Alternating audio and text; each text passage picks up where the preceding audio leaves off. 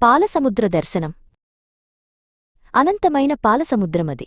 అలలు లేకుండా నిశ్చలంగా పాలు పొంగినట్లు తెల్లగా మెరుస్తోంది. ఆ పాలకడలి మధ్యలో 1000 పడగల ఆదిశేషుడు ఒక తెల్లని పర్వతంలా తేలుతున్నాడు. ఆకాశం నుండి ఒక దివ్యమైన కాంతిపుంజం నెమ్మదిగా కిందికి దిగివస్తోంది. అది ఆదిశేషుడిమీద పవళించి ఉన్న శ్రీమన్నారాయణుడిమీద కేంద్రీకృతమైంది. స్వామివారి దివ్యమంగళ స్వరూపం కన్నుల పండువగా ఉంది. సకల ఆభరణాలు ధరించి కిరీటంతో వెలిగిపోతున్నాడు. ఆయన పెదవులపై లోకాలను పాలించే ఒక అద్భుతమైన చిరుమందహాసం ఉంది. ఆయన పాదాల దగ్గర జగన్మాత లక్ష్మీదేవి కూర్చుని ఉంది. ఆమె కూడా సకల ఆభరణాలతో పట్టువస్త్రాలతో అలంకరించుకుని ఉంది.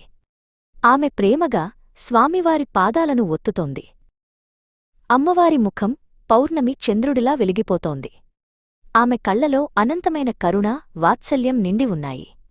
ఆమె కూడా చిరునవ్వుతో స్వామివారిని చూస్తోంది. ఆ దివ్య దంపతులను చూస్తుంటే సకల లోకాల ఐశ్వర్యం, శాంతి వారిలోనే ఉన్నాయనిపించింది. వారిద్దరి నుండి వెలువడుతున్న కాంతి పాలసముద్రాన్ని స్వర్ణమయం చేస్తోంది. ఈ అద్భుతమైన వర్ణనాతీతమైన దర్శనాన్ని ఒక భక్తుడు కనులార్పకుండా చూస్తున్నాడు. అతను ఆ పాలసముద్రపు ఒడ్డున నిలబడి చేతులు జోడించి ఉన్నాడు.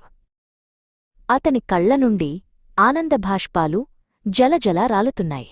అతని మనసులోని చింతలన్నీ ఆ దివ్య దర్శనంతో మాయమయ్యాయి. అతని హృదయం భక్తితో నిండిపోయింది. నారాయణ, లక్ష్మీపతి, మీ దర్శనంతో నా జన్మ ధన్యమైంది అని ఆ భక్తుడు మనసులోనే స్మరించుకున్నాడు.